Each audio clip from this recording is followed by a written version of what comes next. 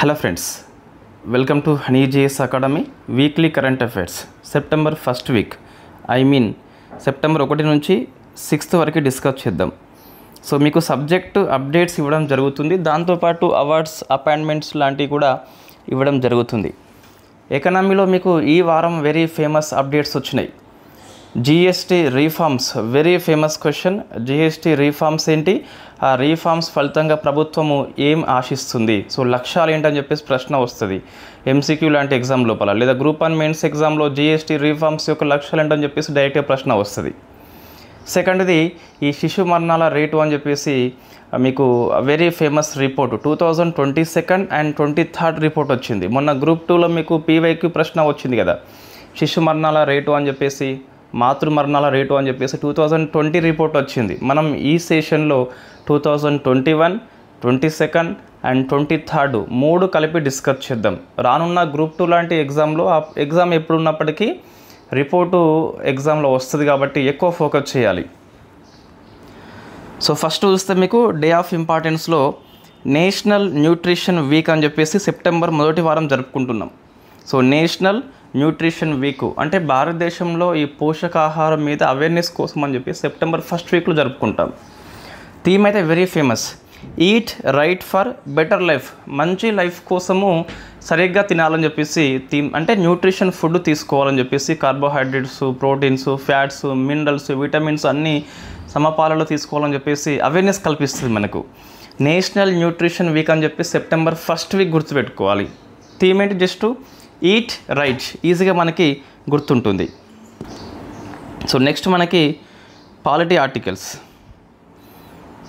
అన్ని ఫ్యాక్ట్ బిట్సే ఉన్నాయండి. మనం డిస్కస్ చేసిన ఆర్టికల్సే ఉన్నాయి ఎక్కువ శాతం కూడా. సుప్రీంకోర్టు జడ్జిమెంట్ చెప్పింది ఏమని అంటే, రెమిషన్ ఏదైతే ఉందో, సో మీకు తెలుసు ఆల్రెడీ పార్డనింగ్ పవర్స్ లోపల రెమిషన్ ఒక టైప్ ఇది. సో శిక్ష తగ్గింపు అని చెప్పేసి పిలుస్తాం, ఇయర్స్లో తగ్గిస్తుంది మనకి. ఈ రెమిషన్ ఏదైతే ఉందో నాట్ ఓన్లీ కాన్స్టిట్యూషనల్ రైటు, అంటే రాష్ట్రపతి గవర్నర్లు ఇచ్చే హక్కే కాదు, దాంతోపాటు it is also statutory right, శాసనబద్ధంగా కూడా ప్రభుత్వాలు ఇవ్వచ్చు. మీకు క్షమాభిక్ష అధికారం ఏదైతే ఉందో, పార్డనింగ్ పవర్స్ అని చెప్పేసి లేదా మెర్సీ అని చెప్పేసి పిలుస్తాం కదా, మీకు ఆర్టికల్ నెంబర్ 72 రాష్ట్రపతి కల్పిస్తాడు, ఆర్టికల్ నెంబర్ 161 గవర్నర్ కల్పిస్తాడు. తెలుసు మనకు ఆల్రెడీ, ఇది రాజ్యాంగంలో ఇవ్వడం జరిగింది. రాష్ట్రపతి యొక్క ఎగ్జిక్యూటివ్ పవర్స్ కిందికి వస్తుంది, not judicial power. It is executive power but judicial nature కొంచెం కలిగి ఉంటుంది. సో మనకు తెలుసు మనకు ఆల్రెడీ ఇది. ఇప్పుడు సుప్రీంకోర్టు ఏమన్నదంటే, ఇది కేవలం రాజ్యాంగంలో మాత్రమే లేదు, చట్టబద్ధంగా కూడా స్టేట్ గవర్నమెంట్కి ఇవ్వడం జరిగింది. ఇక్కడ మీకు భారతీయ న్యాయ సంహిత చూస్తే మీకు సెక్షన్ నెంబర్ 477 అని చెప్పేసి మీకు కొత్త చట్టం అమల్లోకి వచ్చింది కదా. సో ఇది మీరు ఒకసారి ఆన్సర్ చేయండి, ఈ కొత్త క్రిమినల్ చట్టాలు అనేవి ఎప్పుడు అమల్లోకి వచ్చినాయి మనం డిస్కస్ చేసినాం ఆల్రెడీ, అదొకసారి మీరు ఆన్సర్ చేయండి, డేట్ని మెన్షన్ చేయండి. రైట్, ఇప్పుడు దీని ప్రకారం ఏంటి అంటే, స్టేట్ గవర్నమెంట్ కూడా రెమిట్ చేయవచ్చు అండ్ కమ్యూట్ చేయవచ్చు, ఒక శిక్షను మరో రకంగా మార్చవచ్చు, శిక్ష కాలము తగ్గించవచ్చు. స్టేట్ గవర్నమెంట్ కూడా రైట్స్ ఉంటాయి. ఎప్పుడు చేస్తారు జనరల్గా అంటే, ఇది ఈ ఆగస్టు 15 కావచ్చు, లేకుంటే జనవరి 26 కావచ్చు. సో ఈ 2 రోజుల్లో ఎక్కువ సార్లు అంటే మీకు సో మంచి ప్రవర్తన కలిగిన ఖైదీలకి విడుదల చేయడం జరుగుతుంది, ఇది గుర్తుపెట్టుకోండి. నెక్స్ట్ చూస్తే ఇంకొక కేసు వార్తల్లో ఉంది. ఇంతవరకు మనం ఏం డిస్కస్ చేసినామంటే, రెమిషన్ పవర్ అనేది గవర్నర్కి రాష్ట్రపతికే కాదు, but also statutory power of the state government. Section number గుర్తుపెట్టుకోవాలి, ప్రశ్న వచ్చే అవకాశం ఎక్కువ ఉంటుంది సుప్రీంకోర్టు తీర్పుల నుంచి. ఇప్పుడు ఇది వెరీ ఫేమస్ కేసు అండి, Anjuman Ishaat e Talim trust versus state of Maharashtra అని చెప్పేసి సుప్రీంకోర్టు ఒక కేసుని పెద్ద బెంచ్కి రిఫర్ చేసింది. ఏమని అంటే, ఇప్పుడు రైట్ టు ఎడ్యుకేషన్ యాక్ట్ 2009 ఇది 10లో అమల్లోకి వచ్చినప్పటికీ చట్టం 2009 అని చెప్పేసి పిలుస్తాం. సో దీని ప్రకారం ఏంటి అంటే, ఈ చట్టం అనేది ఈ మైనార్టీ పాఠశాలకు వర్తించదని చెప్పేసి 2014 వెరీ ఫేమస్ కేసు ప్రమతి అని చెప్పేసి పిలుస్తాం. సో ప్రమతి కేసు ప్రకారం ఏంటి అంటే, ఈ మైనార్టీ ఎడ్యుకేషనల్ ఇన్స్టిట్యూషన్స్కి విద్యా హక్కు చట్టము వర్తింప చేయమని చెప్పేసి చెప్పింది కదా. దీన్ని అప్పుడు చెప్పిందేమో 5 మెంబర్ బెంచ్ అండి. సో దీన్ని 7 మెంబర్ బెంచ్కి నివేదించింది. అందుకు మనకి ఈ ప్రమతి కేసు అని చెప్పేసి వార్తల్లో వచ్చింది. అయితే ఈ అంజుమన్ కేసు కంటే ప్రమతి కేసే గుర్తుపెట్టుకోండి. సో దీని ప్రకారం ఏంటి అంటే article number 30 sub class 1 minority విద్యా సంస్థల యొక్క హక్కుల గురించి మాట్లాడుతుంది. ఆర్టికల్ 21 సబ్ క్లాస్ ఏ అని చెప్పేసి విద్యా హక్కు గురించి మాట్లాడుతుంది. సో ఇవి రెండు పరస్పరం విరుద్ధంగా ఉన్నాయి. సో ఇన్ఫ్యాక్ట్ ఇప్పుడు దేనికి ఇంపార్టెన్స్ ఇవ్వాలని చెప్పేసి పెద్ద సమస్య. సో దీన్ని మనము సుప్రీంకోర్టు ఏమన్నది అంటే ఇవి రెండింటి మధ్య విరుద్ధంగా కాకుండా సమన్వయం చేసేలా కొత్త తీర్పు తీసుకురావాలని చెప్పేసి పెద్ద బెంచ్కి రిఫర్ చేయడం జరిగింది. దీన్ని మనం ఏమంటామంటే హార్మోనియస్ కన్స్ట్రక్షన్ అని చెప్పేసి పిలుస్తాం. సో డాక్ట్రైన్ ఆఫ్ గుర్తుపెట్టుకోవాలి. So doctrine of harmonious construction అని చెప్పేసి పిలుస్తాం. అంటే ఆర్టికల్ 31 పెద్దదా 21A పెద్ద అని చెప్పేసి కొట్టుకోకుండా రెండింటిని మనము బ్యాలెన్స్ చేసుకుంటూ కొత్త తీర్పు తీసుకురావాలని చెప్పేసి, అంటే పూర్తిగా ఈ రైట్ టు ఎడ్యుకేషన్ యాక్ట్ నుంచి మైనారిటీ విద్యా సంస్థలు మినహాయింపు ఇవ్వద్దు, పూర్తిగా బ్లాంకెట్ చేయొద్దు అన్నట్టు సమన్వయం చేయాలని చెప్పేసి సుప్రీంకోర్టు యొక్క తీర్పు ఇది. సుప్రీంకోర్టు ఏమనేది అంటే మేము పెద్ద బెంచ్కి రిఫర్ చేస్తున్నాము, ప్రమతి కేసు చెప్పింది 5 మెంబర్ బెంచ్ కదా, ఇప్పుడు ఇంకా పెద్ద బెంచ్ చెప్తుంది. సో అది ఏం చెప్తే అది మనకి ఫైనల్లోకి వస్తుంది. ఇప్పటివరకైతే మీకు రైట్ టు ఎడ్యుకేషన్ యాక్ట్ అనేది వాళ్ళకి వర్తించదు. సో ఇది ప్రమతి కేసు చెప్పింది రాజ్యాంగంలో మీకు కనిపిస్తుంది. దీన్ని సుప్రీంకోర్టు ఏమన్నా సవరణ చేసి చెప్తే కనుక అప్పుడు మనం కొత్త తీర్పు చదువుకుందాం. అంతవరకు అయితే ఏం గుర్తుపెట్టుకోవాలి, మైనార్టీ ఎడ్యుకేషన్ ఇన్స్టిట్యూషన్కి రైట్ టు ఎడ్యుకేషన్ యాక్ట్ 2009 అనేది వర్తించదు. హార్మోనియస్ కన్స్ట్రక్షన్ థియరీ అంటే అర్థం ఏంటంటే రెండు ఆర్టికల్స్ పరస్పరం విరుద్ధంగా ఉన్నప్పుడు ఏ ఒక్కటిని తిరస్కరించకుండా రెండింటిని బ్యాలెన్స్ చేస్తూ మధ్య మార్గంగా సమన్వయం చేసుకోవడమే డాక్ట్రిన్ ఆఫ్ హార్మోనియస్ కన్స్ట్రక్షన్గా పిలుస్తాం.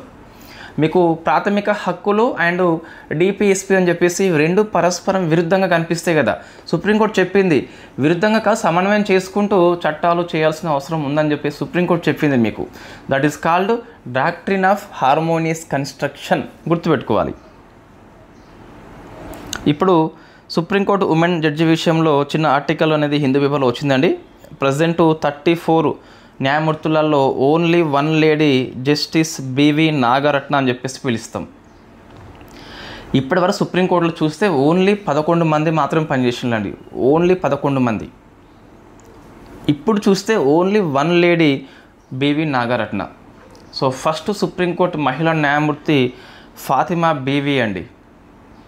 ఈమె ప్రమాణ స్వీకారం స్పీచ్ యూట్యూబ్లో మీకు దొరుకుతుంది, ఒకసారి చూడండి. మంచి 5 బ్రాండ్ ఉంటుంది స్పీచ్. ఎందుకు ఉంటుందంటే సుప్రీంకోర్టు న్యాయమూర్తులలో మహిళా న్యాయమూర్తి రావడానికి కొన్ని ఏండ్లు పట్టింది మనకి. సో గాజు గోడల్ని బద్దలు కొట్టుకొని వచ్చిన ఈ కొలిజన్ సిస్టమ్ అనేది ఓల్డ్ స్కూల్ బాయ్స్ అని చెప్పేసి తీవ్రంగా విమర్శ చేస్తుంది. ఓల్డ్ స్కూల్ బాయ్స్ అంటే సో కొలిజం సిఫార్సు చేసి రాష్ట్రపతి నియామకం చేస్తాడు. కొలిజం చేస్తుంది లింగపరమైన వివక్షత ఫాలో అయ్యి పురుషుల్ని మాత్రమే చేస్తుంది. మరి ఏంటంటే ఇక్కడ మొత్తం ఎంతమంది ఇంతవరకు 11 మంది మాత్రమే కనిపిస్తున్నారు అంటే ఎస్ జెండర్ కొద్దిగా మనకి కనిపిస్తుంది. సో ఆమె అంటే అది ఓల్డ్ స్కూల్ బాయ్స్గా పోలుస్తుంది కొలిజియాన్ని, ఓల్డ్ స్కూల్ బాయ్స్. నెక్స్ట్ ఈ సిటిజన్షిప్ అమెండ్మెంట్ యాక్ట్ నేను ఒక లింక్ ఇస్తా వీడియోలో. సో మీకు 40 minutes వీడియో ఉంటుందండి. CAA 2019 అని చెప్పేసి మనం డిస్కస్ చేసినాం. అందులో మీకు NRC అంటే ఏంటి అని చెప్పేసి మనం డిస్కస్ చేయడం జరిగింది. సో అదొకసారి చూడండి, మీకు బెటర్గా అర్థమవుతుంది. ఇప్పుడు ఏంటి అంటే దానికి సవరణ చేసినాం మనం. ఆ చట్టం ప్రకారం ఏంటి అంటే కట్ ఆఫ్ డేటు 2014 December 31 ఉండే. సో ఈ డేట్ లోపు ఈ దేశస్థులు ఆఫ్ఘన్, బంగ్లాదేశ్, పాకిస్తాన్ ఏ మతస్థులు హిందూ, సిక్కు, బౌద్ధ, జైన, పార్సీ, క్రైస్తవులు ఈ 6 మతస్థుల వాళ్ళు ఈ 3 దేశాలు అయి ఉండి ఇండియాకు వీసాలు లేకుండా పాస్పోర్ట్ లేకుండా వచ్చినప్పటికీ క్రిమినల్స్గా ట్రీట్ చేయకుండా వాళ్ళకి పౌరసత్వం అవకాశం ఇస్తుంది. ఇప్పుడు ఏమైంది అంటే ఈ 14 కాస్త 24 వేసింది అంతే, కట్ ఆఫ్ డేట్ మార్చింది. 2024 లోపు ఈ 3 దేశస్తుల నుంచి ఈ 6 మతస్థులు ఎవరు వచ్చినా కూడా వాళ్ళకి ఈ ఫారెన్ యాక్ట్ ప్రకారము అరెస్ట్ చేయకుండా సో పౌరసత్వం అయితే ఇస్తారు అండి. జస్ట్ ఇక్కడ ఆ చట్టంలో వచ్చిన మార్పు ఏంటి అంటే ఓన్లీ కట్ ఆఫ్ డేట్ మారింది, 10 ఏళ్ళు పెంచింది. చట్టం మొత్తం అదే. సో సో ఒకసారి మీరు 2024 మార్చిలో చూసినప్పటికీ ఆ వీడియో అందుబాటులో ఉంటుంది, లేకుంటే నేను లింక్లో ఇస్తాలేండి మీకు. ఒక 40 minutes వీడియో ఏముంటుంది కంప్లీట్గా. ఇప్పుడు తెలంగాణ రాష్ట్రం అనేది సిబిఐకి అనుమతి ఇచ్చిందండి. సో మీకు 2022 ఆగస్టులో ఏమైంది అంటే, అప్పుడు కేసీఆర్ ప్రభుత్వం ఉన్నప్పుడు జనరల్ కన్సెంట్ని విత్డ్రా చేసుకుంది. అయితే మీకు సిబిఐ అనేది విచారణ చేయాలి అంటే సుమోటో తీసుకునే అవకాశం ఉందా? సుమోటో అంటే ఇన్ఫ్యాక్టు సొంతగా విచారణ చేయదు ఇది. అయితే యూనియన్ గవర్నమెంట్ అన్నా చెప్పాలి, లేదా హైకోర్టు సుప్రీంకోర్టు అన్నా చెప్పాలి, స్టేట్ గవర్నమెంట్ అన్నా కోరాలి. సో ఇట్లా ఉన్నప్పుడు మాత్రమే సిబిఐ విచారణ చేస్తుంది.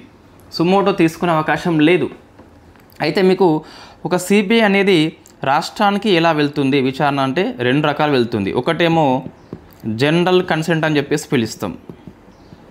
సో జనరల్ కన్సెంట్ అని చెప్పేసి పిలుస్తాం అంటే ఒకసారి రాష్ట్ర ప్రభుత్వం అనేది సిబిఐకి జనరల్ కన్సెంట్ సాధారణ సమ్మతి ఇస్తే వాళ్ళు ప్రతి కేసుకి అనుమతి తీసుకోవాల్సిన అవసరం లేదు, వెళ్ళి విచారణ చేసుకోవచ్చు. ఇది విత్డ్రా చేసుకుంది తెలంగాణ ప్రభుత్వం ఇంతకుముందు. సో విత్డ్రా చేసుకుంది అంటే జనరల్ కన్సెంట్ సిబిఐకి అనుమతి లేదు తెలంగాణ రాష్ట్రం లోపల. ఏదైనా కేసు విచారణ చేయాలి అంటే సో కేస్ టు కేసు తీసుకోవాలి. ఇది సెకండ్ టైప్, ఇది ఫస్ట్ది అండి, ఈ సెకండ్ది. అంటే కేస్ టు కేసు తీసుకోవాలి అంటే ప్రతి కేసుకి రిక్వెస్ట్ చేయాలి, మేము వస్తున్నామని చెప్పేసి, అనుమతి ఇవ్వాలని చెప్పేసి. వై? బికాస్ పోలీస్ వచ్చేసి స్టేట్ సబ్జెక్ట్ కాబట్టి. ఇది అర్థమవుతుంది నేను చెప్పేది, రైట్? అయితే ఇప్పుడు ఈ విత్డ్రాని క్యాన్సిల్ చేసుకుంది కాబట్టి సో రిస్టోర్ చేసింది అంటే తెలంగాణ మనకు సో సిబిఐ విచారణ చేయవచ్చు ఇక మీదట, అందుకు మనకి వార్తల్లో వచ్చింది. అయితే ప్రజెంట్ ఎన్ని రాష్ట్రాలు అని చెప్పేసి చూస్తే 7 states. మనం మొన్ననే డిస్కస్ చేసినాం పాలిటీ కోర్సులో 8 రాష్ట్రాలు అని చెప్పేసి, ఇప్పుడు 7 అయిపోయినాయండి. చూడండి ఎంత డైనమిక్స్ వస్తున్న సబ్జెక్ట్ లోపల. సో ఆన్లైన్ క్లాసెస్ వల్ల ఉపయోగం ఏంటి అంటే ఇప్పుడు నేను అప్డేట్స్ని వెంటనే మీకు అందించవచ్చు. అది ఆఫ్లైన్ కోచింగ్లో ఇటువంటి అవకాశం మీకు ఉండదు. మళ్ళీ వేరే బ్యాచ్కి వెళ్ళి మీరు క్లాస్ వినాలి. ఆన్లైన్లో అట్లా ఎప్పటికప్పుడు మనం అప్డేట్ చేసుకోవచ్చు. మీకు గ్రూప్ 2 వరకు ఇచ్చింది వ్యాలిడిటీ కారణం ఏంటి అంటే అన్ని అప్డేట్స్ ఇంకా మీకు ఫ్రీగానే వస్తూ ఉంటాయి. కోర్సు అయిపోయినప్పటికీ విడిచేది లేదు. So revision classes, revision test, fact sheets, revision sheets ఏదోటి మొత్తం మీద మనం యాక్టివ్ మోడ్లో ఉంచే ప్రయత్నం చేస్తాం అప్ టు గ్రూప్ 2 ఎగ్జామ్ వరకు, ఫైనల్కి వచ్చేంత వరకు, మీ సర్వీస్లో ఎక్కేంత వరకు. ఏం బాధ లేదండి. ఎస్ కొద్దిగా లేట్ అవుతుందన్నది వాస్తవం, ప్రభుత్వాలు నిర్లక్ష్యం చేస్తున్నాయనేది వాస్తవం. నిజాలని సరిగ్గా అర్థం చేసుకోకుంటే అవి ప్రతీకారం తీర్చుకుంటాయి. Famous quotation by Vallabhbhai Patel. మనం ఫైట్ చేయాలి నోటిఫికేషన్ల కోసము, అదే టైంలో స్టడీస్ కూడా నిర్లక్ష్యం చేయవద్దు. అవి రావడం ఎంత ముఖ్యమో మనకి జాబ్ రావడం అంతే ముఖ్యం కాబట్టి రెండూ బ్యాలెన్స్ చేసుకుంటూ ముందుకు పోవాలి. మాటలు చెప్పొచ్చు, బట్ స్ట్రగుల్ ఫేస్ చేసే వాళ్ళకే అది అర్థమవుతుంది.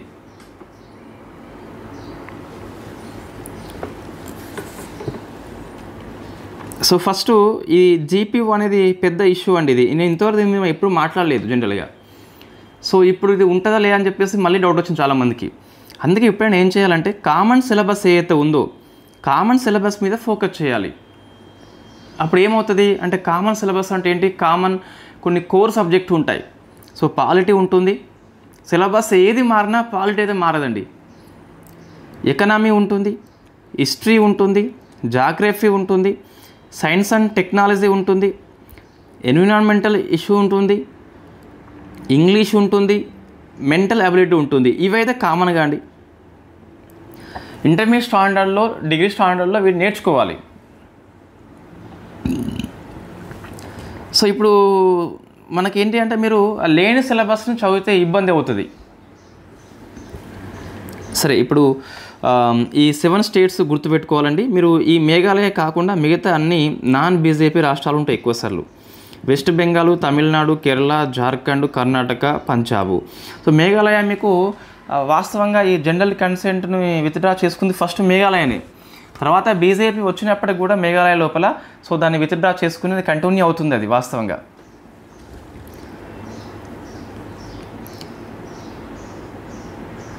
నెక్స్ట్ ఎకనామీ అండి. సో ఇది వెరీ ఫేమస్ రిపోర్ట్. మొన్న గ్రూప్ 2 ప్రశ్న వచ్చింది కదా, 2020 రిపోర్ట్ వచ్చింది. ఇప్పుడు 21ది ఉన్నది ఇదే ఇయర్లో, మేలో 22nd, 23rdది మొన్న వచ్చింది. ఏంటి, శాంపుల్ రిజిస్ట్రేషన్ సిస్టమ్ అని చెప్పేసి పిలుస్తాం.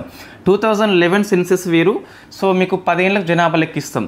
ఇది మీకు ఈ బర్త్ రేటు, డెత్ రేటు మీద, శిశు మరణాల రేటు మీద, మాతృ మరణాల రేటు మీద, సో ఇది అన్నీ కూడా ప్రతి ఇయర్ రిపోర్ట్ ఇస్తుందండి. 2020లో ఇచ్చింది రిపోర్టు. సో మళ్ళీ 5 years తర్వాత ఇస్తుంది రిపోర్ట్ అన్నీ. 21ది ఇదే ఇయర్లో ఇచ్చింది మేలో, 22ది ఇదే మంత్లో ఇచ్చింది, 23rd ఇదే మంత్లో ఇచ్చింది. అంటే ఇప్పుడు ఏంటి నేను చెప్పేది అంటే, సో 5 years తర్వాత రిపోర్ట్స్ వచ్చినాయి కాబట్టి మొన్న మీకు జరిగిన గ్రూప్ 2 ఎగ్జామ్లో 2020 రిపోర్ట్ వచ్చింది. సో చాలామంది దాన్ని ఎప్పుడో రిపోర్ట్ అని చెప్పేసి అనుకున్నారు. 24-23 రిపోర్ట్ రాలేదు కాబట్టి మీకు చివరి రిపోర్ట్ ఏది ఉంటే అది ఇస్తారు ఎకనామీ లోపల. మీకు డెమోగ్రఫీ పాఠం ఉందండి, మీకు డెమోగ్రఫీ మీకు పాఠం ఉంది. ఆ డెమోగ్రఫీ చెప్పే ఫ్యాకల్టీ ఈ రిపోర్ట్ చెప్పి ఉండాలి అప్పటికి. ఎందుకు అంటే ఇప్పుడు 2011 సెన్సస్ చెప్పినావు నువ్వు, సో 24 ఎగ్జామ్ జరుగుతుంది. 11 చెప్పినప్పుడు చివరిది SRS రిపోర్ట్ చెప్పాలి కదా, చెప్పాలి కంపల్సరీ. ఇది చెప్పలేదు, చాలామంది చెప్పలేదు. డెమోగ్రఫీ పాఠం చెప్పే వ్యక్తి చెప్పలేదు, జాగ్రఫీ జనాభా చెప్పే వ్యక్తి చెప్పలేదు. సో మన అభ్యర్థుల యొక్క లోపం ఏంటి అంటే, సో ఇది ఓల్డ్ రిపోర్ట్ ఇచ్చిండా, ఓల్డ్ రిపోర్ట్ ఇవ్వాలి, లాస్ట్ రిపోర్ట్ ఇచ్చిండు, లాస్ట్ రిపోర్ట్ అని చెప్పేసి పిలుస్తాం దీన్ని. సో లాస్ట్ రిపోర్ట్ డెమోగ్రఫీ పాఠం ఉంది కాబట్టి ఇది సిలబస్లో ఉన్నట్టే. ఇప్పుడు 23rd, 22nd, 21 రిపోర్ట్స్ 3 ఒకేసారి ఇదే ఇయర్లో వచ్చినాయి కాబట్టి మూడిట్లో ఏదైనా ప్రశ్న రావచ్చండి. మూడింటిని ఒక దగ్గర చదువుకుందాం. ఇంకా 24 కూడా వస్తుంది, ఇదే ఇయర్లో వస్తుంది, కంపల్సరీ వస్తుంది. రైట్, చూద్దాం మనం ఒకసారి. దీన్ని register general of India under ministry of home affairs అని చెప్పేసి రిలీజ్ చేయడం జరిగింది. 3 రిపోర్ట్స్ మనం డిస్కస్ చేయబోతున్నాం ఇప్పుడు. సో ఇది మ్యాచింగ్ పర్పసే వస్తుంది. ప్రశ్న వచ్చింది అంటే ఇటువైపు IMR, CMR, NMR అని చెప్పేసి వస్తుంది, అటువైపు వాటి సంఖ్య అని చెప్పేసి వస్తుంది. మోస్ట్లీ 23rd ఇయర్ రిపోర్ట్ రావచ్చు మనకి, బట్ ఒకసారి మనం పోలిక చేసుకోవాలి. సో IMR అంటే ఏంటి అర్థం, ఇన్ఫాంట్ మోర్టాలిటీ రేటు, 1 year లోపు చనిపోయిన వాళ్ళ సంఖ్య గురించి మాట్లాడుతుంది. ప్రతి 1000 మందికి అని చెప్పేసి పిలుస్తాం. IMR అంటే ఇన్ఫాంట్ అని చెప్పేసి వస్తుంది. సో ఫస్ట్ బర్త్డే జరపకముందే చనిపోయారు వాళ్ళు, ప్రతి 1000 మందికి అని చెప్పేసి. సో ఇది 25 మంది చనిపోతున్నారు అట్లా, 25. చూడండి ఒకసారి మీకు 25, 26, 27 అంటే క్రమంగా తగ్గుతుంది. 21లో 27 ఉన్నది, 22లో 26 ఉన్నది, 23లో 25 అని చెప్పేసి ఉన్నది. సో ప్రశ్న ఇప్పుడు వస్తుందండి. అందుకే అప్డేట్స్, కరెంట్ అఫైర్స్ ఫాలో కావాలి కంపల్సరీ. అప్ టు డేట్ ఉండే ఫ్యాకల్టీని ఫాలో కావాలి. నేను నన్ను అని చెప్పట్లేదు, మీ ఇష్టం. పాలిటీ, ఎకనామీ విషయంలో, SNT విషయంలో అప్ టు డేట్ ఎప్పటికప్పుడు ఉండే ఫ్యాకల్టీని ఫాలో కావాలి కంపల్సరీ. ఇప్పుడు క్రమంగా ఏమవుతుందండి, సో తగ్గుతుందని చెప్పాలి. అయితే టాపీ అవసరం అంటే మీ ఇష్టం, రిక్వెస్ట్ అవసరం లేదు. తెలంగాణ, AP గుర్తుపెట్టుకోండి, ఓన్లీ ఫస్ట్ రాష్ట్రం గుర్తుపెట్టుకుని సరిపోతుంది. టాప్ అంటే అర్థం ఏంటంటే ఇది, సో ఎక్కువ మంది మరణిస్తున్నారు. మధ్యప్రదేశ్, ఉత్తరప్రదేశ్, ఛత్తీస్గఢ్ 37 అని చెప్పేసి పిలుస్తాం. 37 కదా, తెలంగాణ, AP కలిపితే 37 వస్తుంది. 18, 19, తెలంగాణ 18, AP 19.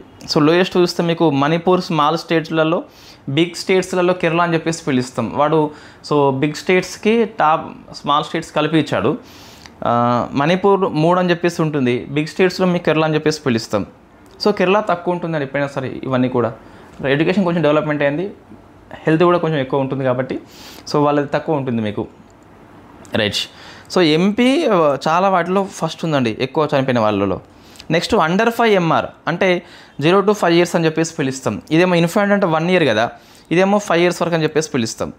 సో ఇది చూడండి, 31, 30, 29 గుర్తుంటుంది, ఈజీగా గుర్తుంటుంది, క్రమంగా తగ్గుతుంది కాబట్టి.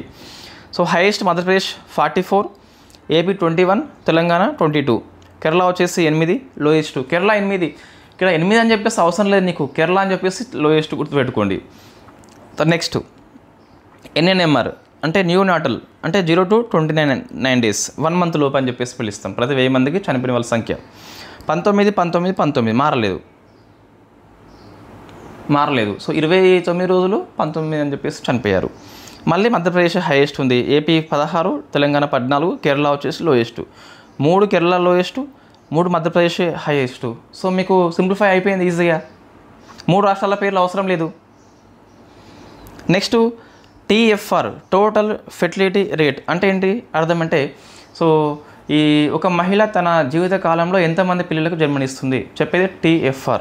ఎప్పుడైనా సరే 2.1 ఉంటే జనాభా రిప్లేస్మెంట్ అవుతుంది. అంటే మరణిస్తారు అండ్ పుడతారు. 2.1 తక్కువ ఉంటే జనాభా తగ్గిపోతుంది రాను రాను. జనాభా తగ్గిపోతే ఏమవుతుందంటే సో చిన్నపిల్లల వయసు తక్కువ మంది ఉంటారు, వృద్ధుల వయసు ఎక్కువ మంది ఉంటారు. వై బికాస్ పుట్టుతలేరు, ఎక్కువ ఉన్నవాళ్ళే ఉంటున్నారు అక్కడ. ఎంత ఉంది? 2.0 ఉన్నది, ఇక్కడ 1.9 ఉన్నది. 2.1కి తగ్గింది కాబట్టి భారతదేశంలో TFR వచ్చేసి రిప్లేస్మెంట్ లెవెల్కి తక్కువ ఉంది అని ప్రశ్న వస్తుంది స్టేట్మెంట్ రూపం లోపల. It is correct answer. భారతదేశంలో TFR అనేది రిప్లేస్మెంట్ లెవెల్కి తక్కువ ఉందా అంటే అవునని చెప్పాలి. సో మీకు ఏపీ చూస్తే 1.5, తెలంగాణ చూస్తే 1.5, ఇది ఇంకా అధ్వానంగా ఉన్నది. పిల్లలే పుట్టట్లే, గుళ్ళ పొంటి హాస్పిటల్ పొంటి తిరుగుతున్నారు. అది మన లైఫ్ స్టైల్ కూడా కొద్ది వరకు ఆ ఫుడ్ హ్యాబిట్స్ కారణం అవుతుంది. ఈ మగవాళ్ళు జీన్ ప్యాంట్స్ ఎక్కువ వేసుకుంటే టైట్ అయిపోతే సో మీ స్ప్రెన్ కౌంట్ క్వాలిటీ ఉండదు. బయట ఫుడ్స్ తిన్నా కూడా క్వాలిటీ అనేది తగ్గిపోతుంది. నెక్స్ట్ CBR అని చెప్పేసి పిలుస్తాం. సో క్రూడ్ బర్త్ రేట్ అని చెప్పేసి, అంటే ఇది ప్రతి 1000 మందికే కానీ మిడ్ ఇయర్ తీసుకుంటాం మన పాపులేషన్. అంటే జూన్ జూలై మంత్లో ఉన్న జనాభా తీసుకుంటాం మనం. ఒక మిడ్ ఇయర్లో 1000 మంది పీపుల్స్కి ఎంతమంది పుడుతున్నారు, ఎంతమంది చనిపోతున్నారు చెప్పేది CBR and CDR, crude birth rate అని చెప్పేసి పిలుస్తాం. సో ఇది 19.3 ఉండే 1 వచ్చింది, 18.4 అంటే క్రమంగా తగ్గుతున్నాయి అన్నీ కూడా మనకి. సో బీహార్ హైయెస్ట్ ఉన్నది. ఇన్ఫ్యాక్ట్ TFR కూడా బీహార్ హైయెస్ట్ ఉన్నది, 2.8 అని చెప్పేసి పిలుస్తాం. సో మీకు తక్కువ చూస్తే ఓవరాల్గా Goa, small states big states కలిపితే బిగ్ మాత్రం తమిళనాడు తక్కువ అని చెప్పేసి పిలుస్తాం. నెక్స్ట్ CDR చూస్తే మీకు 7.5, 6.8, 6.4 అని చెప్పేసి పిలుస్తాం. సో ఢిల్లీ, మణిపూర్ వచ్చేసి UT అండ్ స్టేట్లలో 4.5 అని చెప్పేసి తక్కువ నమోదు చేసింది. తెలంగాణ చూస్తే 6.3, ఏపీ 6.9. చూడండి మీకు ఎంతసేపు ఒక 5 మినిట్స్లో అయిపోయింది చెప్పడం నేను.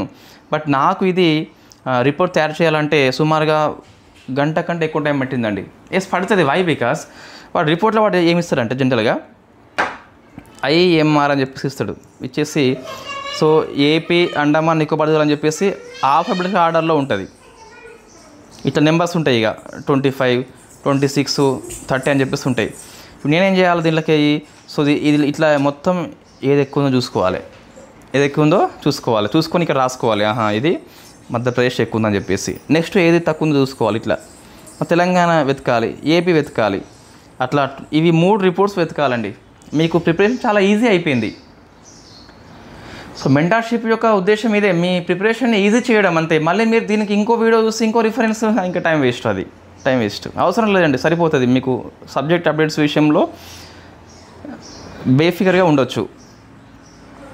సో నెక్స్ట్ మీకు ఎకనామీలో మరికొన్ని అప్డేట్స్ వచ్చినాయండి. నివేశక్ దీది, ఇది మనం మొన్న డిస్కస్ చేసినాం కరెంట్ అఫైర్స్ 6 months అప్డేట్స్ లోపల, ఎకనామీ లోపల. సో phase 2 స్టార్ట్ అయింది. phase 1 నీకు తెలుసు, phase 2 ఇప్పుడు మనం డిస్కస్ చేస్తాం. ఏముంది phase 2 అని చెప్పేసి చదివినాం అంతే. దీన్ని ఎవరు స్టార్ట్ చేసినారండి?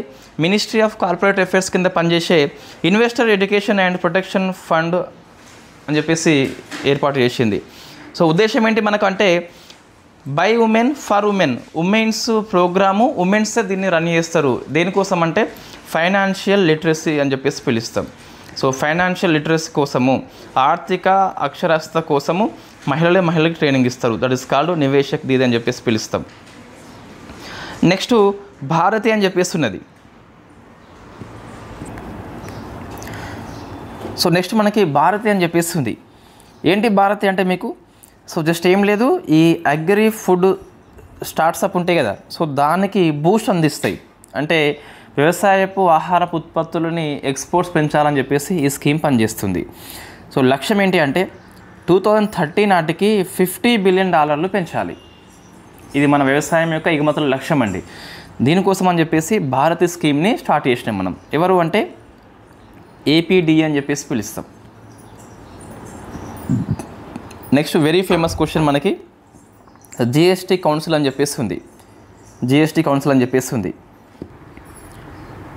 56th మీటింగ్ని ఢిల్లీ హోస్ట్ చేసింది.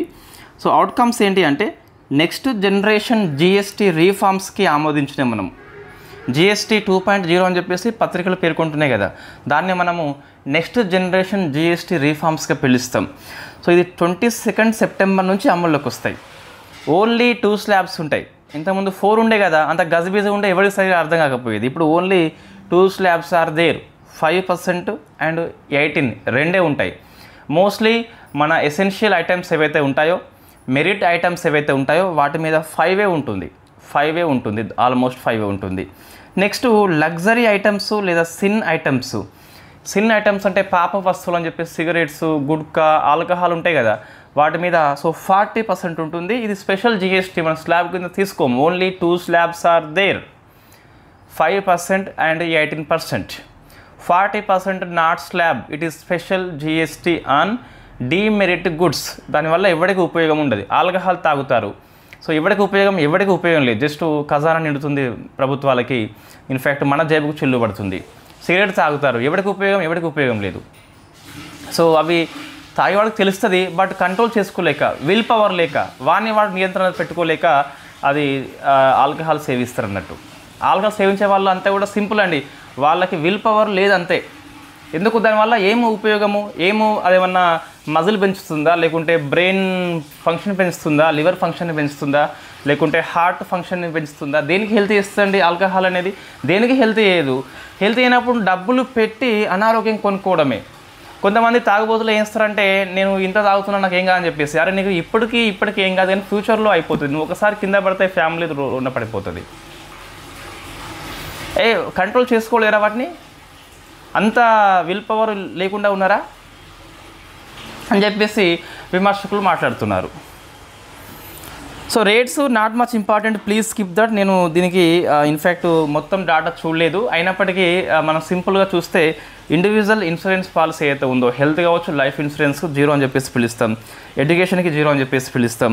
సో ఆటోమొబైల్ ఇండస్ట్రీలో 18 అని చెప్పేసి ఉన్నది. డైలీ ఎసెన్షియల్స్ ఏవైతే ఉన్నాయో 5 అని చెప్పేసి ఉన్నది.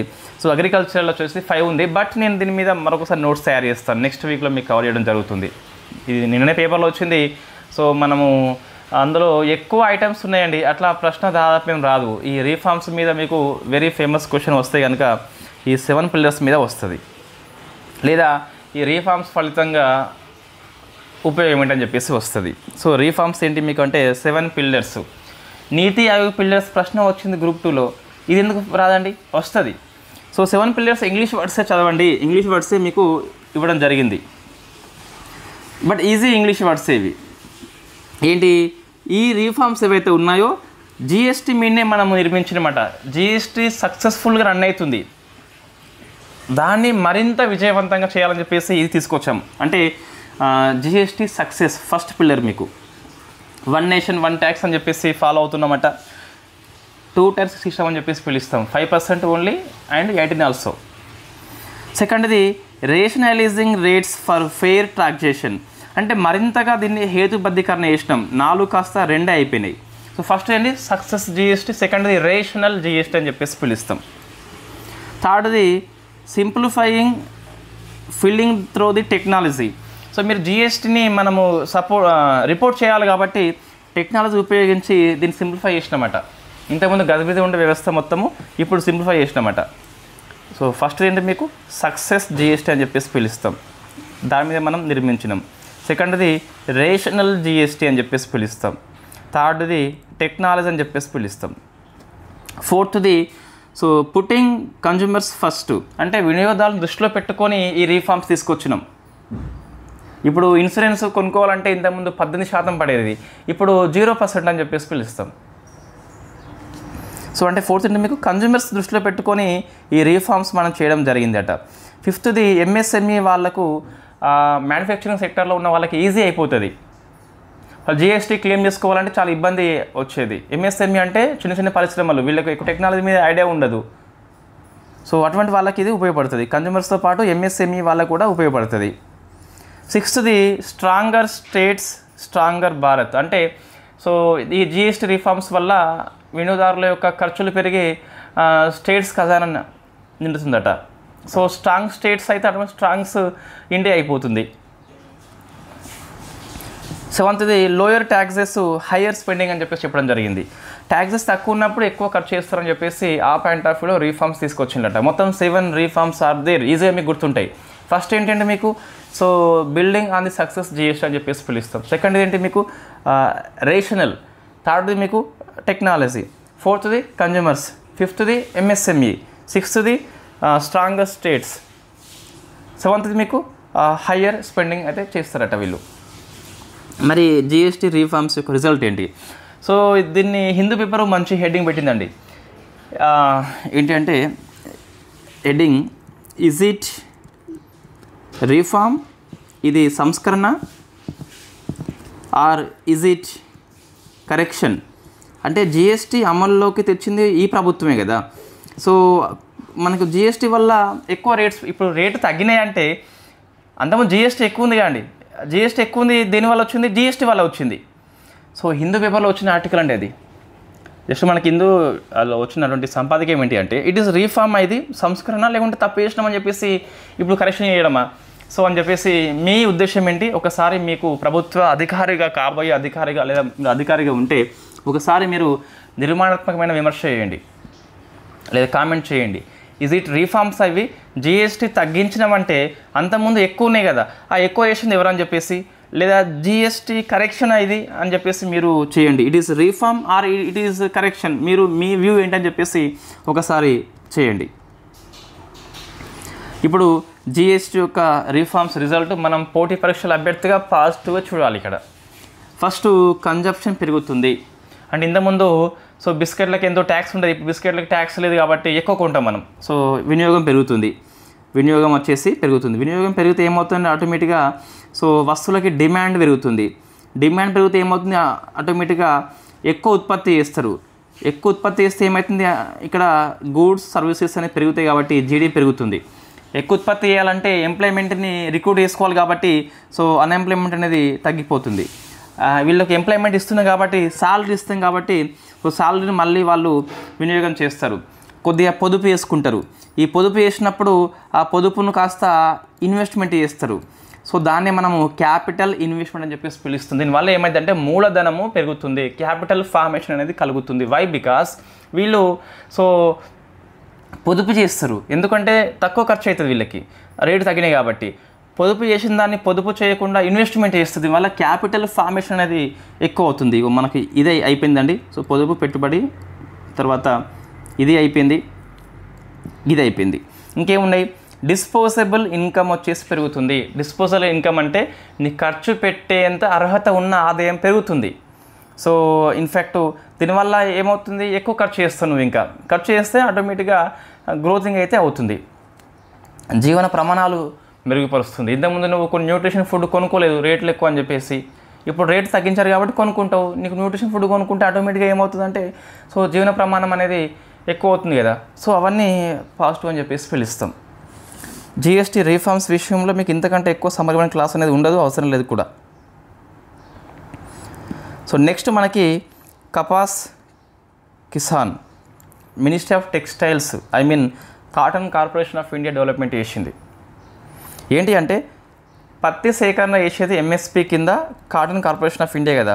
సో దీన్ని డిజిటలైజ్ చేసింది, ఆ యాప్ పేరే Kapas Kisan. So Kapas Kisan it is a app. ఇది దేనికోసం అంటే పత్తి కొనుగోలు కోసం అని చెప్పేసి కాటన్ కార్పొరేషన్ ఆఫ్ ఇండియా ఇది తీసుకొచ్చింది. నెక్స్ట్ ఇక మిగతా అన్ని ఉత్తాయండి, మనం వేగవంతంగా ముందుకు వెళ్ళవచ్చు. ఒఫేక్ 19 ఇజ్రాయెల్ యొక్క గూఢచార ఉపగ్రహం ఇది.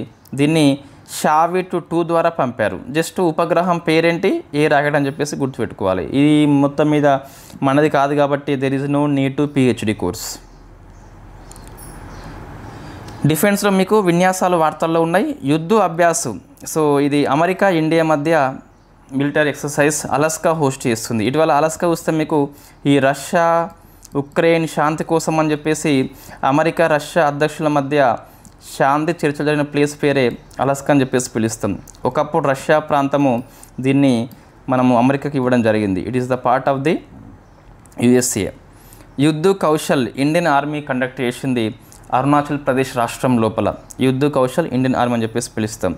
ఎక్సైజ్ మైత్రి 14th ఎడిషను మేఘాలయ హోస్ట్ చేసింది, ఉమ్రోయి ప్రాంతం అని చెప్పేసి. సో థాయిలాండ్ ఇండియా మధ్య జరిగినటువంటి excise, it is army. DF-5C అని చెప్పేసి ఉన్నది, ఇట్ ఈస్ చైనా యొక్క న్యూక్లియర్ మిసైల్, 20,000 కంటే ఎక్కువ పరిధి కలిగి ఉంటాయి. It is ICBM. Why? Because 5500 km కంటే ఎక్కువ పరిధి ఉంటే దాన్ని ఇంటర్ కాంటినెంటల్ బాలిస్టిక్ మిసైల్గా పిలుస్తాం. ఇట్ ఈస్ ICBM అని చెప్పేసి పిలుస్తాం. 2 స్టేజ్ లిక్విడ్ ఇంధనం కలిగి ఉన్న రాకెట్ పేరే DF-5C అని చెప్పేసి చైనా యొక్క మిసైల్ ఇది. Next Vikram 3201 it is repeated article. మనం డిస్కస్ చేసినాము ఐ థింక్ జూన్ మంత్లో అనుకుంటా, జూన్ లేదా జూలైలో డిస్కస్ చేసి ఉన్నాము.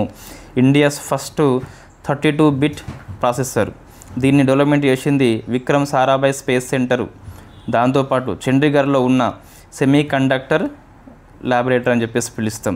దీన్ని PM మోడీ గారు సెమీకాన్ ఇండియా ఢిల్లీలో హోస్ట్ చేసింది, అక్కడ స్టార్ట్ చేయడం జరిగింది. సో అది గుర్తుపెట్టుకోవాలి. దీన్ని ఇంతకుముందు PSLV 60లో ప్రయోగించారు, సక్సెస్ కూడా అయిపోయింది. అంతరిక్ష ఉపయోగాల కోసం అని చెప్పేసి పనిచేస్తుంది. విక్రమ్ 3201 గుర్తుపెట్టుకోండి. నెక్స్ట్ పర్యావరణ అంశాలు చూస్తే దేబ్రిగఢ్ వార్తల్లో ఉంది, ఒడిషా. ఇది కొత్త టైగర్ రిజర్వ్గా నేషనల్ టైగర్ కన్జర్వేషన్ అథారిటీ ఆమోదించింది. బట్ ఇది ఇంకా అమల్లోకి రాదు. వై? బికాస్ స్టేట్ నోటిఫై చేయాలి దీన్ని. సో నోటిఫై చేయలేదు కాబట్టి అమల్లోకి ఇప్పటికైతే 58 ఉన్నాయి. యాజ్ పర్ NTCA చూస్తే 58 మాధవ్, 57 వచ్చేసి రతపాని అని చెప్పేసి పిలుస్తాం. ఈ నెంబర్స్ నాట్ మచ్ ఇంపార్టెంట్. మొత్తం 58 ఎంత అని చెప్పేసి అట్లా అడిగారు క్వశ్చన్. సో మాధవ్, రతపాని, చివరి 2 అని చెప్పేసి గుర్తుపెట్టుకోండి, సరిపోతుంది. ఇంకా మీకు ఇక్కడ నేను దీన్ని 59 రాయలేదు. ఎందుకు రాయలేదంటే జనరల్ ఏమవుతుందంటే ఆ లోపు ఇంకేదైనా నోటిఫై చేస్తే ఇట్లా స్టేట్ గవర్నమెంట్ ఏదైనా టైగర్ రిజర్వ్గా అది 59 అయిపోతుంది. సో కాబట్టి నెంబర్ అనేది మనం అనుకున్న నెంబర్ వేరే ఉంటుంది, NTCA నోటిఫై చేసినప్పుడు వేరే ఉంటుంది. ఇంకేదైనా NTCA ఆమోదించబడి స్టేట్ నోటిఫై చేయకుండా పెండింగ్లో ఉండవచ్చు, ఇవాళనే అది ఆమోదించవచ్చు, అది 59 అయిపోతుంది. మనం ఇది 59 చెప్పినాం అనుకో, అది 59 అయిపోతుంది. కాబట్టి NTCA వెబ్సైట్లో వచ్చేంత వరకు మనం వెయిట్ చేద్దాం. సో ది వల్చర్ నెట్వర్క్ అండి, ఈ రాబందుల కోసం అని చెప్పేసి ఫస్ట్ నెట్వర్క్ ఇది. అస్సాం ప్రభుత్వం దీన్ని రూపొందించింది. ఇది very very famous question. Assam అయిపోయింది. ఇప్పుడు Haryana, India's largest lithium ion battery manufacturing plant అని చెప్పేసి. సో ఇది ఎలక్ట్రానిక్స్ మ్యానుఫ్యాక్చరింగ్ క్లస్టర్ స్కీమ్ కింద స్టార్ట్ చేసినాం. సో ఇండియాలో అతిపెద్ద లిథియం అయాన్ బ్యాటరీ యొక్క కేంద్రం అండి. సో హర్యానా గుర్తుపెట్టుకోవాలి. లిథియం అయాన్ ఇప్పుడు very famous. Why? Because electric vehicle యొక్క ఇంపార్టెన్స్ పెరిగింది కాబట్టి లిథియం అయాన్ బ్యాటరీ ఇంపార్టెన్స్ పెరుగుతుంది కాబట్టి హర్యానా గుర్తుపెట్టుకోండి. ఆ స్కీమ్ కూడా మనకు మైండ్లో పెట్టుకోండి, సరిపోతుంది. Next disaster management. ఆఫ్ఘన్ భూకంపము 6.0. ఇది లో తక్కువ ఉందండి, 8 km కాబట్టి ఎక్కువ మంది చనిపోయారు.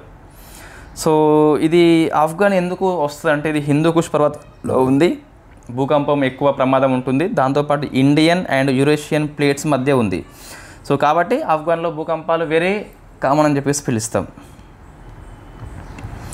Next international affairs. So 25th SCO summit, council of the gout కాదు, ఇది council of the head of the states అని చెప్పేసి పిలుస్తాం. సో SCOలో మీకు council of the head of the states అని చెప్పేసి ఉంటుంది, హెడ్ ఆఫ్ ది గౌట్ ఉంటుంది. ఇది పెద్దదండి, ఇది పెద్దది. సో థీమ్ గుర్తుపెట్టుకోండి, వెరీ ఫేమస్. చైనా హోస్ట్ చేసింది కదా. సో థీమ్ గుర్తుపెట్టుకోండి. థీమ్ ఏంటి అంటే up holding the Shanghai spirit, SCO on move అని చెప్పేసి థీమ్ తీసుకున్నాం. మనం ఈజీగా షాంఘై స్పిరిట్ని మనం కాపాడుకోవాలని చెప్పేసి థీమ్ తీసుకున్నాం. చైనా హోస్ట్ చేసింది, మన PM మోడీ గారు కూడా హాజరయ్యారు. కాబట్టి వెరీ ఫేమస్ సమ్మిట్ అండి ఇది. అవుట్కమ్ ఏంటి అంటే పహల్గామ్ ఉగ్రదాడి ఖండించింది. అయితే పాకిస్తాన్ పేరు పెట్టలేదు మొత్తమే. ఇది మన దౌత్యపరమైన విజయం అండి. చైనా పాకిస్తాన్ ఉండంగా పహల్గామ్ దాడి ఖండించను అంటే మన దౌత్యపరమైన విజయమే, మన ప్రభుత్వం యొక్క గొప్ప విజయం ఇది.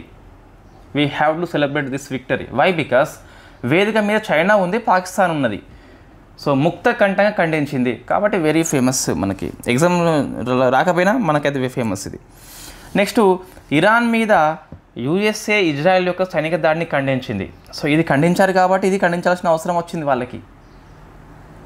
నెక్స్ట్ ఈ SCO సభ్యులు ఎవరైనా సరే చైనా యొక్క BDO ఉపగ్రహ వ్యవస్థని ఉపయోగించుకోవచ్చు. సో అమెరికాకి GPS లెక్క చైనాది మీకు ఏంటి BDO అని చెప్పేసి పిలుస్తాం. సో మీరు ఇప్పుడు ఆన్సర్ ఏంటారా? రష్యా యొక్క GPS సిస్టాన్ని ఏమని పిలుస్తాం? యూరోప్ది ఏమని పిలుస్తాం? అమెరికా GPS అని చెప్పేసి పిలుస్తాం. తర్వాత జపాన్ది ఏంటి అండ్ ఇండియాది ఏంటి అని చెప్పేసి మీరు ఆన్సర్ చేసే ప్రయత్నం చేయండి. SCO డెవలప్మెంట్ బ్యాంకు బ్రిక్స్ యొక్క NDB లెక్క SCOకు ఉమ్మడి బ్యాంక్ అవసరం అని చెప్పేసి ప్రపోజ్ చేసిండ్రు, అమల్లోకి రాలేదు. చోల్పన్ అటా, ఇది కిర్గిజ్లో ఉంటుంది. చోల్పన్ అటా ప్లేస్ పేరు. 25-26 గాను ఎస్సీఓ యొక్క టూరిజం అండ్ కల్చరల్ క్యాపిటల్ సిటీగా ఎన్నికైంది. సో ఇది వెరీ ఫేమస్ క్వశ్చన్ అండి. చోల్పన్ అటా అని చెప్పేసి గుర్తుపెట్టుకోండి. మన 22-23 లోపల మన వారణాసి సెలెక్ట్ అయింది కదా, అట్లనే ఇప్పుడు చోల్పన్ అటా ఫ్రమ్ కిర్గిజ్. సో లావోస్కి మనము పార్ట్నర్ స్టేటస్ ఇవ్వడం జరిగింది. It is 17th country. So presidency next year వచ్చేసి కిర్గిజ్ చేస్తుంది. వాట్ ఈస్ ద ఎస్ఏఓ మనం డిస్కస్ చేసినాం చాలాసార్లు, ఎందుకంటే ఇది ఎప్పుడు వార్తల్లో ఉంటుందండి. ఒకసారి చూద్దాం మనం ఏమున్నాయి అంటే 96లో షాంఘై 5 అని చెప్పేసి ఉండే. 2001లో ఉజ్బెకిస్తాన్ యాడ్ అయినాక ఎస్సీఓగా పేరు మార్చుకున్నాం. 2017 అస్తానా ఫ్రమ్ కజకిస్తాన్ సమ్మిట్ లోపల ఇండియా పాకిస్తాన్ జాయిన్ అయిపోయినాయి. 2023 ఇండియా సమ్మిట్ లోపల ఇరాన్ జాయిన్ అయిపోయింది. 24 అస్తానా మళ్ళీ కజకిస్తాన్ హోస్ట్ చేస్తే బెలారస్, ఇన్ఫ్యాక్ట్ రష్యా యొక్క ఫ్రెండ్ ఇది. యాంటీ అమెరికా చూద్దాం ఒకసారి మనం. ఇది యాంటీ అమెరికా, ఇది యాంటీ అమెరికా, ఇది యాంటీ అమెరికా, ఇది యాంటీ అమెరికా. సో ఎస్సీఓ కాస్త యాంటీ అమెరికా గ్రూప్గా మారిపోయిందా అంటే ఎస్ అనే చెప్పాలి, ఎస్ అనే చెప్పాలి. చూడండి మీరు 23లో ఇరాన్ వచ్చింది, 24లో బెలారస్ వచ్చింది. ఈ రెండు రష్యాకి సపోర్ట్ చేస్తాయి. సో హెడ్ క్వార్టర్ వచ్చేసి బీజింగ్లో ఉంది. ఇది మనకి ఎస్సీఓ హెడ్ క్వార్టర్ కాకుండా మరొక ప్రాంతీయ కార్యాలయం ఉంటుంది, that is called RATS. Tashkent లోపల ఉంటుంది, ఉజ్బెకిస్తాన్ అని చెప్పేసి పిలుస్తాం. What is the meaning of RATS? Regional anti terrorist structure, ఉగ్రవాదానికి వ్యతిరేకంగా పనిచేస్తుంది. సో ర్యాట్స్ ప్రాంతీయ కార్యాలయం మీకు ఎక్కడ ఉన్నది? ఫ్రమ్ తాష్కెంట్, గుర్తుపెట్టుకోవాలి. నెక్స్ట్ హెల్త్ ఏఐ లోపల ఇది గ్లోబల్ నెట్వర్క్ అండి, అంటే హెల్త్ సెక్టర్ లోపల ఏఐ ఎలా ఉపయోగించాలని చెప్పేసి. సో ఇందులో జెనీవా హెడ్ క్వార్టర్గా పనిచేసే సంస్థ ఇది హెల్త్ ఏఐ అని చెప్పేసి పిలుస్తాం కదా, ఇందులో ఇండియా చేరింది కాబట్టి మీకు వార్తల్లో వచ్చింది. సింగపూర్ ప్రధాని లారెన్స్ వాంగ్ ఇండియాకి వచ్చిండు, ఇంకా పూర్తిగా పోలేదు. ఇవి వార్తల్లో మీకున్న అంశాల్లో the best topic Jawaharlal Nehru port దగ్గర. సో సెకండ్ దశ స్టార్ట్ చేసిండు జపాన్ పిఎంను మన పిఎం కలిపి. దీంతో ఏమైంది అంటే భారతదేశంలో అతిపెద్ద కంటైనర్ టెర్మినల్గా ఈ జవహర్లాల్ నెహ్రూ పోర్టు మారింది. దీన్ని సింగపూర్ సంస్థ పిఎస్సిఏ సంస్థ అని చెప్పేసి కండక్ట్ చేస్తుంది. Jawaharlal Nehru port present India లోపల అతిపెద్ద కంటైనర్ టెర్మినల్. దీన్ని ఎవరు కండక్ట్ చేస్తున్నారంటే పిఎస్సిఏ సంస్థ ఫ్రమ్ సింగపూర్ అని చెప్పేసి పిలుస్తాం. So very very famous question. Next government policies అండి, ఇది వెరీ ఫేమస్ పాలసీ అండి, ఇమ్మిగ్రేషన్ అండ్ ఫారినర్స్ యాక్ట్ 2025 అని చెప్పేసి. సో సెప్టెంబర్ 1 నుంచి అమల్లోకి వచ్చింది. ప్రెసిడెంట్ ఆమోదించింది మాత్రం 4th ఏప్రిల్న ఆమోదించాడు. సో ఇది ఈ చట్టము ఇమ్మిగ్రేషన్ అండ్ ఫారినర్స్ యాక్ట్ అని చెప్పేసి ఇది వేటిని రీప్లేస్మెంట్ చేసిందంటే 4 లాస్ అండి. ఆ 4 గుర్తుపెట్టుకోవాలి. ఫారినర్స్ యాక్ట్ 1946 ఒకటి, రిజిస్ట్రేషన్ ఆఫ్ ఫారినర్స్ 1939 ఒకటి, పాస్పోర్ట్ 1920 యాక్ట్ ఒకటి, ఇమ్మిగ్రేషన్ 2001. ఈ 4ని రద్దు చేసి ఒకటే పాలసీ తీసుకొచ్చారు. ఈ పాస్పోర్ట్ ఫారినర్స్ యాక్ట్ అనేది వెరీ ఫేమస్ అండి. వీసా లేకుండా ఇండియాకి వస్తే వాడు క్రిమినల్ అని చెప్పేసి పిలుస్తాం.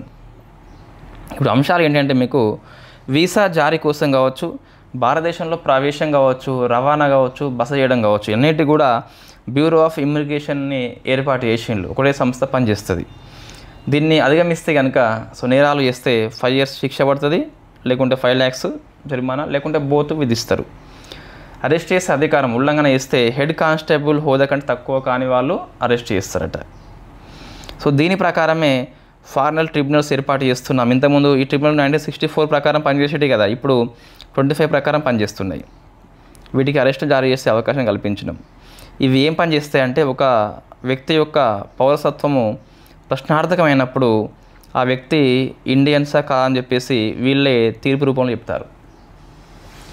సో మనం డిస్కస్ చేసినాం అస్సాంలో డి ఓటర్ అని చెప్పేసి మనకి వార్తల్లో ఉండే. డి ఓటర్ అంటే డౌట్ఫుల్ ఓటర్ అని చెప్పేసి పిలుస్తాం. బంగ్లాదేశ్ నుంచి అస్సాంకి ఎక్కువ మంది వలస వచ్చిందని అని చెప్పేసి సో ఎన్నికల సంఘము డి ఓటర్ అని చెప్పేసి ఒక కాన్సెప్ట్ తీసుకొచ్చింది. సో డి ఓటర్గా ముద్ర పడితే మళ్ళీ ఓటర్ కావాలంటే ఫారెన్ ట్రిబ్యునల్స్ యొక్క క్లీన్ చీట్ అవకాశం, అంటే వాళ్ళ యొక్క క్లీన్ చీట్ ఇస్తేనే వాళ్ళకి మళ్ళీ ఓటింగ్ వేసే అవకాశం ఉంటుంది. పౌరసత్వం ప్రశ్నార్థకమైనప్పుడు ఈ ట్రిబ్యునల్ పనిచేస్తుంది. నెక్స్ట్ రిపోర్ట్స్ అండి. Global peace index very famous institute for economics and peace సంస్థ ఇస్తుంది. సిడ్నీ కేంద్రంగా పనిచేస్తుంది. 19th edition. First rank goes to Iceland. So peace కాబట్టి ఐర్లాండ్. ఇండియా వచ్చేసి 115. సో 115 15 ఆగస్టు అంటాం. 15 ఆగస్టు అంటే పీస్ ఉండాలి, ఆ రోజు శాంతిగా ఉండాలని చెప్పేసి పిలుస్తాం. అట్లా గుర్తుపెట్టుకోవచ్చు. Air quality life index, IQ air వేరు, ఇది వేరండి. సో దీన్ని energy policy institution and Michael Greenstone ఒక వ్యక్తి. సో ఇవి రెండు కల్పిస్తారు. సో ఎక్కువ కాలుష్యం అనేది first rank goes to Bangladesh, second rank goes to our India. Next national institution ranking framework అని చెప్పేసి మినిస్ట్రీ ఆఫ్ ఎడ్యుకేషన్ ఇస్తుంది. సో వరుసగా 7వసారి ఐఐటి మద్రాస్ ఫస్ట్ ర్యాంక్లో వచ్చింది. Second rank goes to Indian institution of science అని చెప్పేసి బెంగళూరులో ఉంటుంది. మన కేటగిరీ వైజ్ చూస్తే సో ఫస్ట్ మీకు ఇంజనీరింగ్లో చూస్తే ఐఐటి మద్రాస్ అండి. యూనివర్సిటీలో చూస్తే ఐఐఎస్సి బెంగళూరు. మేనేజ్మెంట్లో అహ్మదాబాద్ ఐఐఎం అని చెప్పేసి పిలుస్తాం. మెడికల్లో ఎయిమ్స్ ఢిల్లీ అని చెప్పేసి పిలుస్తాం. నెక్స్ట్ ఆర్కిటెక్చర్ లోపల రూర్కీ ఐఐటి అని చెప్పేసి పిలుస్తాం. కాలేజ్ లోపల హిందూ కాలేజ్ అని చెప్పేసి పిలుస్తాం. హిందూ కాలేజ్ స్థాపకులు ఎవరు? మోడర్న్ ఇండియా హిస్టరీలో very famous question. Next awards అండి. Ramon Magsaysay award, Asia Nobel అని చెప్పేసి పిలుస్తాం. తొలి భారతీయ సంస్థకు వచ్చింది, that is educated girls NGO అని చెప్పేసి. వెరీ వెరీ ఫేమస్ క్వశ్చన్ ఇది, ఫేమస్ అవార్డు. ఆసియాలో నోబెల్గా పిలుస్తాం మనం. ఫిలిప్పీన్స్ అధ్యక్షుడి పేరే రామన్ అని చెప్పేసి పిలుస్తాం. సో మీకు ఇది ఇండియన్కి ఫస్ట్ రావడం కాదు, ఇండియా ఇన్స్టిట్యూషన్ ఫస్ట్ వచ్చింది. అంతకుముందు వినోబా భావే అని చెప్పేసి 1958లో వచ్చి ఉంటుంది మొత్తం మీద. సో ఇప్పుడు వచ్చింది ఎవరికి? ఎడ్యుకేట్ గర్ల్స్ ఎన్జిఓ సంస్థ. ఇది రాజస్థాన్లో 2007లో స్థాపించింది. ఎవరు అంటే సఫీనా హుస్సేన్. గుర్తుపెట్టుకోవాలి, సంస్థకి ఫస్ట్ టైం వచ్చింది కాబట్టి రామన్ మెగసెసే. ఇంకా మనతో పాటు షహీనా అలీ ఫ్రమ్ మల్దీవులు, ఫ్లావియానో ఆంటోనియో అని చెప్పేసి ఇద్దరికి రావడం జరిగింది. వాళ్ళంతా అవసరం లేదు. So Raman Magsaysay first Indian institution. Educated girls అయితే ఫస్ట్ వ్యక్తి ఏమో వినోబా భావే 1958 అని చెప్పేసి పిలుస్తాం. Miss teen international Jaipur host చేసింది. సో గెలిచింది లోరేనియా రూయిజ్, స్పెయిన్. స్కిప్ చేయవచ్చు. సమ్మిట్స్ అండి. So BRICS CCI health care summit అని చెప్పేసి సో న్యూఢిల్లీ హోస్ట్ చేసింది. బ్రిడ్జింగ్ ట్రెడిషన్ అండ్ ఇన్నోవేషన్ అని చెప్పేసి థీమ్ తీసుకున్నాం మనం. Next 20th global sustainable summit. ఇవన్నీ సమ్మిట్స్ చదువుకోండి. సో ఢిల్లీ హోస్ట్ చేసింది. Theme reimagining sustainability, resilient, regenerative and responsible అని చెప్పేసి తీసుకోవడం జరిగింది. ఇది మీడియేషన్ కాన్ఫరెన్స్ అని చెప్పేసి నిన్న జరిగింది. ఇంకా ఈరోజు పేపర్లో రాలేదు దీని గురించి. విశాఖ హోస్ట్ చేసింది. థీమ్ ఏంటి మీకు? Bridging access to justice throw technology and institution అని చెప్పేసి పిలుస్తాం. ఈ సబ్మిట్స్ అనేది చదువుకోవచ్చు అండి. ప్లేసు థీమ్ అంతే కదా. రైట్. సబ్జెక్టు సిఏ మీద బాగా ఫోకస్ చేయండి. ఇప్పుడు మీ ఎగ్జామ్స్ లేవు. Appointments. So Piyush Goyal ministry of మైన్స్కి సెక్రటరీ, దీపక్ మిట్టల్ యూఏఈకి రాయబారి, అజయ్ సేతు మనం డిస్కస్ చేసినాం ఆల్రెడీ, ఇక్కడ అవసరం లేదు మళ్ళీ. ఆంధ్రే కోరియా డూలాగో మనం డిస్కస్ చేసినాం, అవసరం లేదు. 30 అధ్యక్షుడు. ఇవి రెండు మనం డిస్కస్ చేసినాము, మళ్ళీ పేపర్లు వచ్చినాయి అంతే. అమిత్ క్షత్రియ నాసాలో అంతరిక్ష అన్వేషణకు అసోసియేట్ నిర్వహణ అధికారి, ఇండియా సంతతి కాబట్టి ఇది గుర్తుపెట్టుకోవాలి. నాట్ మచ్ ఇంపార్టెంట్, స్కిప్ చేయవచ్చు. ఇందులో ఉన్నాయని స్కిప్ చేయవచ్చు అండి, పెద్ద అవసరం లేదు. అంటే ఇది COP 30 ఇంపార్టెంటే కానీ మన నవంబర్లో జరుగుతుంది కాబట్టి మళ్ళీ డిస్కస్ చేస్తాం కాబట్టి అవసరం లేదు ఇక్కడ. గ్రూప్ 2 లేదా గ్రూప్ సి లక్ష్యం అనుకున్నప్పుడు సబ్జెక్ట్ సిఏ ఫోకస్ చేయండి సరిపోతుంది. సబ్జెక్ట్ అప్డేట్స్ మీద ఫోకస్ చేయండి సరిపోతుంది. కొకోచి అకుజావా మౌంటీ ఫుజీ జపాన్లో ఉంటుంది కదా, దాన్ని అధిరోహించాడు. 102 years, very young boy. Telangana చూస్తే అక్క చెల్లెళ్లకు మీ రేవంత్ అన్న కానుక. సో తెలంగాణలో సెల్ఫ్ హెల్ప్ గ్రూప్ వాళ్ళకి చీరలు ఫ్రీగా ఇస్తున్నాడట. దట్ ఈస్ స్కీమ్ పేరు అక్క చెల్లెళ్లకు మీ రేవంత్ అన్న కానుకట. సో జాబు కానుక ఇస్తే అక్క చెల్లెళ్ళు ఎక్కువ సంతోషిస్తారు చీరల కంటే అని చెప్పేసి విమర్శకులు చెప్తున్నారు. సో త్వరలో నోటిఫికేషన్ రావాలని చెప్పేసి అందరూ కోరుకుంటున్నారు. Unfortunately there is no any positive signals from our government. Telangana విద్యా విధానంకి మరో కమిటీ నియామకం చేసినాం. సో కమిటీల మీద కమిటీలు అని చెప్పేసి చెప్తున్నారు విమర్శకులు. సో కేశవరావు అని చెప్పేసి చైర్పర్సన్, సభ్యుల పేర్లు ఈ స్కిప్ చేయండి, అవసరం లేదు. గడువు కూడా అవసరం లేదు, దీన్ని మళ్ళీ పొడిగిస్తూ పోతారు. ఏపీ చూస్తే ఆపరేషన్ స్వర్ణ అని చెప్పేసి సో ఇది స్వర్ణముఖి రివర్ కోసము ఈ స్కీమ్ పనిచేస్తుంది. Tirupati urban development authority start చేసింది. అంటే ఈ నదిని భూ కబ్జా వాళ్ళు ఏం చేస్తున్నారంటే నల్ల మట్టిని ఎర్రటి మొరంతో కప్పి ఫ్లాట్ల లెక్క అమ్మిస్తున్నారట. అట్లా అమ్మకుండా ఇది పనిచేస్తుందట. సో ఏపీలో నాలా కన్వర్షన్ అనేది రద్దు అయిపోయిందండి. సో నువ్వు వ్యవసాయ భూమిని వ్యవసాయేతర పనులకు ఉపయోగించుకోవాలంటే నాలా తప్పనిసరి అని చెప్పేసి పిలుస్తాం. ఇప్పుడు రద్దు అయిపోయింది కాబట్టి ఇంకా